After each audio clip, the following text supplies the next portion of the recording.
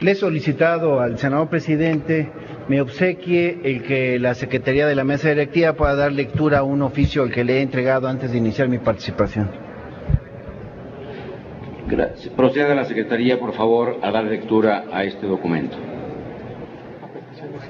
A petición del senador Benjamín Robles Montoya.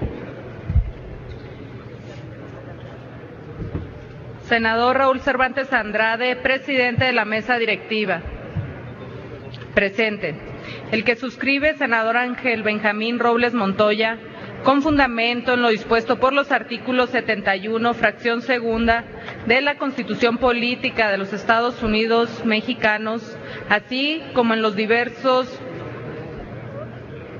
8, fracción tercera del Reglamento del Senado de la República, solicito respetuosamente que en la siguiente participación que el suscrito tiene preparado en la discusión en lo general respecto del dictamen de las Comisiones Unidas de Comunicaciones y Transportes, de Radio, Televisión y Cinematografía y de Estudios Legislativos, por el que se expide la Ley Federal de Telecomunicaciones y Radiodifusión, solicitándole que dicho posicionamiento sea insertado en su totalidad en el diario de los debates de la sesión de fecha 4 de julio de 2014.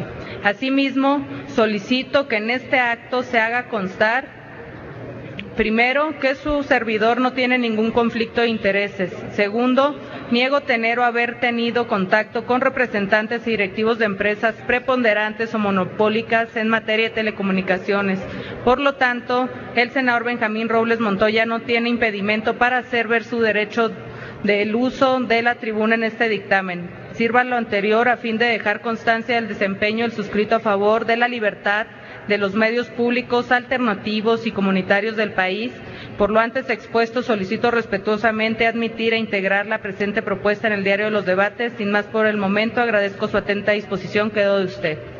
Es cuanto, señor presidente. Gracias, señora secretaria. Este pleno queda enterado y desde luego se pide que se incluya este documento en el diario de los debates. En el uso de la palabra, senador Benjamín Robles Montoya. Muchas gracias, senador presidente. Radio para todos. Nadie es ajeno, compañeras y compañeros senadores, la importancia que significa la discusión de la presente ley. Lo es sin duda desde el mismo conflicto de intereses, el acecho y la pretensión de empresas que se han apoderado de lo que ellos llaman la información.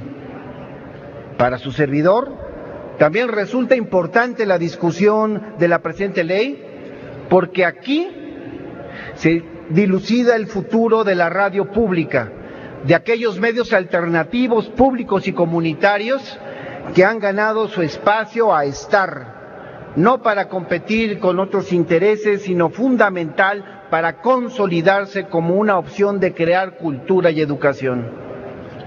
Sé que a los ojos de los medios de información y de la sociedad se encuentran sobre el debate de la preponderancia de las empresas a acaparar productos del espectro radioeléctrico y hoy digital. Y ante eso sostengo que hoy mis ojos y mi voz son la voz de la gente de Oaxaca, de los colectivos genuinamente organizados en radios comunitarias que reclaman su derecho a existir para informar. Hoy, por ellos, daré la discusión en esta sesión. Y empiezo con un aspecto de carácter general. Para nadie escapa que las actuales empresas de comunicación cuentan con una enorme preeminencia social, capacidad tecnológica y corporativa para transmitir material simbólico, permitiéndoles influir de hecho en la diversidad de los asuntos públicos y en actividades políticas del lugar donde se encuentren. Ya el doctor Raúl Trejo del Arbre ha señalado con un gran acierto a ese fenómeno como la mediocracia, por la influencia y poderío que ejercen los diversos medios de comunicación frente a la sociedad, semejándose como si fuera una forma de gobierno, el gobierno de los medios, en el cual las empresas mediáticas ejercen una preponderancia cada vez mayor sobre los organismos públicos y sus protagonistas. Para la Academia Italiana, como es el caso del emérito concentración de la propiedad de los medios de información, no solo equivale a un poder público, el poder del propietario, capaz de limitar la libertad de expresión, es decir, es un poder político, probablemente el poder político más penetrante e insidioso que se utiliza para promover intereses mediante la desinformación y la propaganda.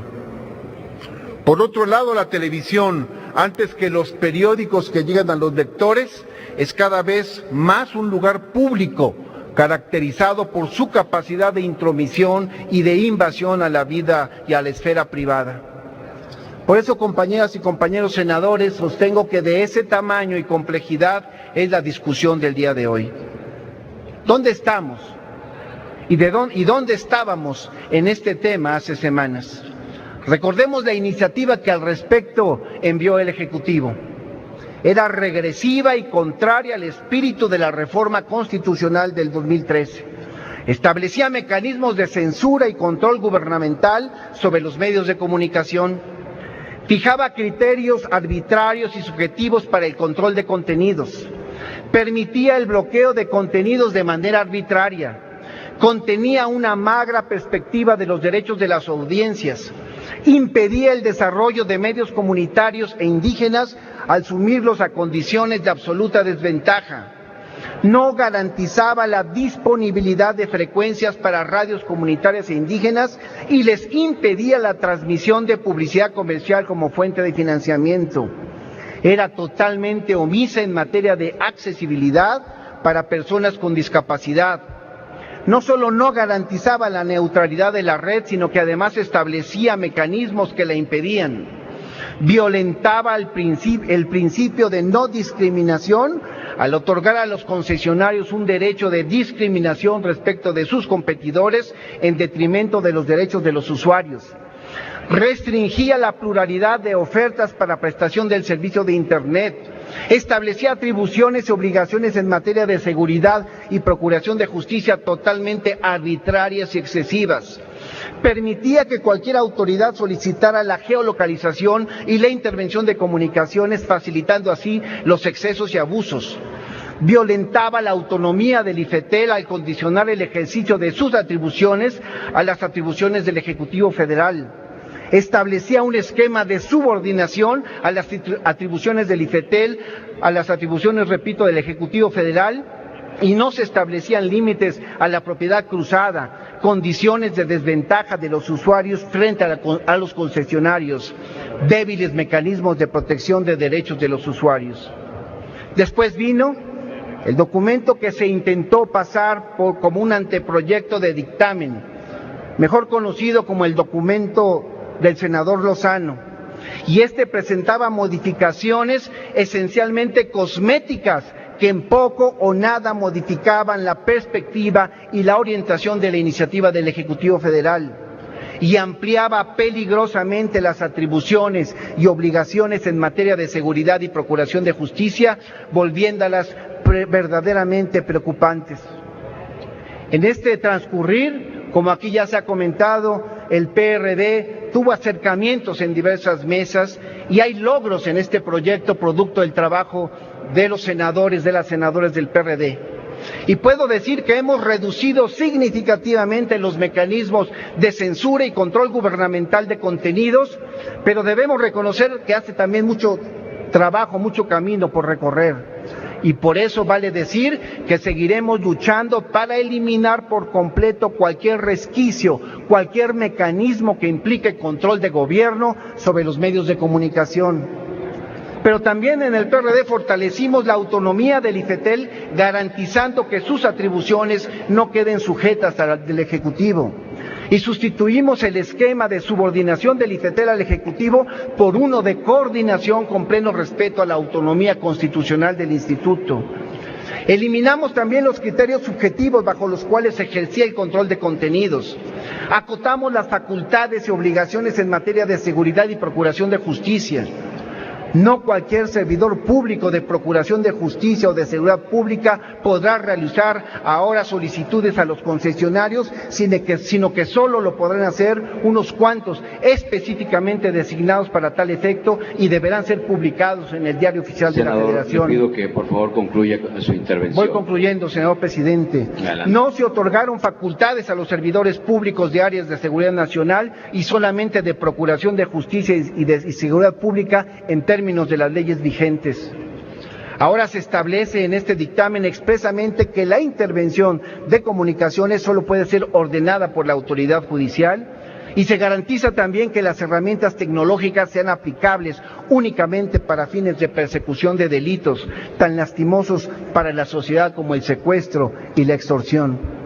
Y en materia de medios comunitarios e indígenas, establecimos que al menos un miembro del Consejo Consultivo del IFETEL cuente con conocimientos y experiencia en concesiones de uso social, pero también establecimos la obligación de garantizar por ley la disponibilidad de frecuencias para medios comunitarios indígenas y establecimos nuevas formas de financiamiento para radios comunitarias indígenas compatibles con sus fines de utilidad social. E incorporamos como finalidad el cumplimiento de los principios del artículo 2 constitucional, entre ellos la difusión de la pluriculturalidad, las culturas, lenguas y tradiciones de nuestros pueblos y comunidades. Y eliminamos también disposiciones que confinaban a medios sociales a transmisiones de baja potencia. Seguiremos, lo debo decir, trabajando para garantizar mayores condiciones de equidad para los medios sociales en aras de fortalecer sus fines de utilidad social y de contribuir al desarrollo y preservación de nuestros pueblos y comunidades. Senador presidente, compañeras y compañeros, hoy, lo digo con orgullo, nos hemos dispuesto a dar la pelea por enriquecer los medios alternativos, los medios públicos y comunitarios, porque estamos en contra de la gran concentración de la propiedad, de la tecnología alternativa, de la estandarización y uniformidad de comunicación del discurso unidimensional orientado a un objetivo determinado, información homogéneamente manipulada, desigual, desequilibrada y mercantilizada. Por eso presentaremos varias reservas en lo particular. Y concluyo señalando con mayor claridad, nos hemos propuesto, senador presidente, compañeras y compañeros, obligar al Estado en su deber de potencializar la infraestructura, los derechos y atribuciones de los habitantes de las zonas distantes, rurales y urbanas marginadas a través del acceso a la información y a la utilización de las tecnologías de comunidades existentes en su comunidad. Aclaro mi postura, pues no vivo, compañeras y compañeros, con los ojos cerrados. Reconozco que nuestra democracia mexicana subsiste al límite de los designios de los medios masivos de telecomunicación. Tal es el grado de concentración. Senador, le pido que concluya, por favor. Ya concluyo en este momento. Tal es el grado de concentración que construyen el hecho político, acaparan el espacio público y configuran la opinión pública. Son un árbitro con acceso a la existencia política, se constituyen en un referente de la dinámica estatal, legitiman o deslegitiman al sistema político e inclusive fiscalizan el poder. En palabras del investigador Pablo Antillano, y con esto concluyo, sí, senador presidente, en la democracia, la justicia la imparten los jueces y los tribunales. En la mediocracia son los medios los que absuelven y condenan. En la democracia, la verdad surge de los hechos y el análisis.